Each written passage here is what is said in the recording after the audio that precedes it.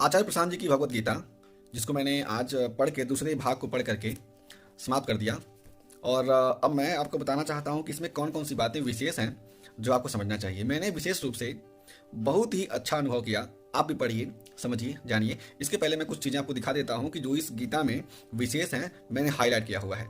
और एक बात और समझिए कि मैंने जब इस गीता को पढ़ा, भगवत गीता को पढ़ा आचार्य प्रशांत जी के द्वारा, तो जो भी इसमें व्याख्या की गई है, जब मैं हाइलाइटर लेकर बैठता हूँ तो मुझे समझ में नहीं आता है कि मैं किन चीज़ों को हाईलाइट करूँ और किन चीज़ों को छोड़ दूँ। ये विशेष बात है, क्योंकि सारी की सारी बातें ही उपयोगी हैं और कारगर हैं हम सभी के जीवन में।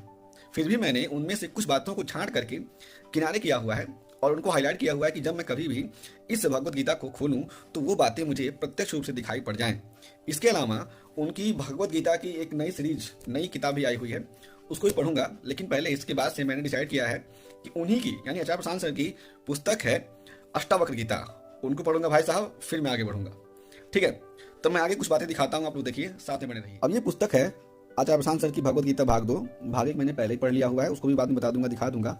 इसमें देखिए कि इसको मैंने 15 फरवरी 2025 से पढ़ना शुरू किया था। आज का डेट है, मैं बता देता हूँ, 9 जनवरी 2026। ठीक है, तो 9 जनवरी 2026 को मैं आ गया हूँ और मैंने पूरे मिला करके लगभग 11 महीने लिया हुआ है इस किताब को पढ़ने के लिए। कभी और भी पुस्तकें पढ़नी होती हैं, ठीक है, तो ये कुछ कुछ चीज़ें छूट जाती हैं और मैं पढ़ता रहता हूँ। अब देखिए यहाँ पर लिखा गया है कल्पना से मुक्ति का प्रमाण है आनंद। ठीक है, पेज नंबर 9 पे। इसके आगे देखिए।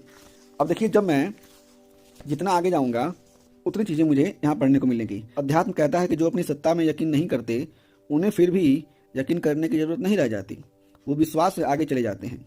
उन्हें एक ऐसी हिम्मत, ऐसा हौसला, ऐसी वीरता मिल जाती है कि अब वे डरते ही नहीं। दूसरों पर शक करना आसान है, जो अपने ऊपर शक कर ले गया वो जीत गया। ठीक है, अब आगे देखिए, मैं यहाँ पे आ गया। यहाँ पे देखिए, जो मुझे अच्छा लगता है उसको मैं कुछ भी लिख भी देता हूँ।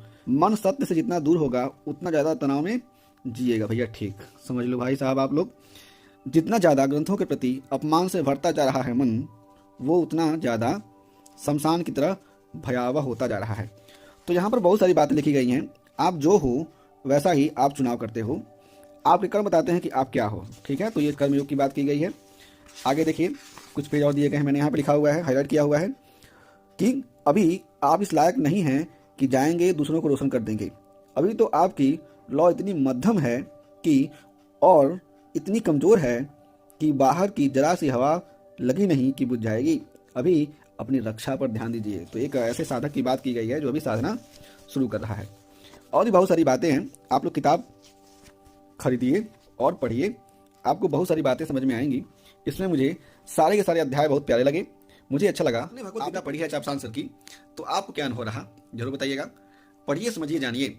और पुस्तकों को पढ़ने के साथ साथ आचार्य प्रशांत सर की ऐप पे जाइए, ज्वाइन करिए, गीता सत्रों को लाइव देखिए, समझिए, जानिए और परीक्षा दीजिए। बहुत कॉन्फिडेंस आता है, मजा आता है, सीखने को मिलता है और जीवन में एक नई दिशा मिलती है। फिर से मिलूंगा, तब तक के लिए राम राम, बाय बाय।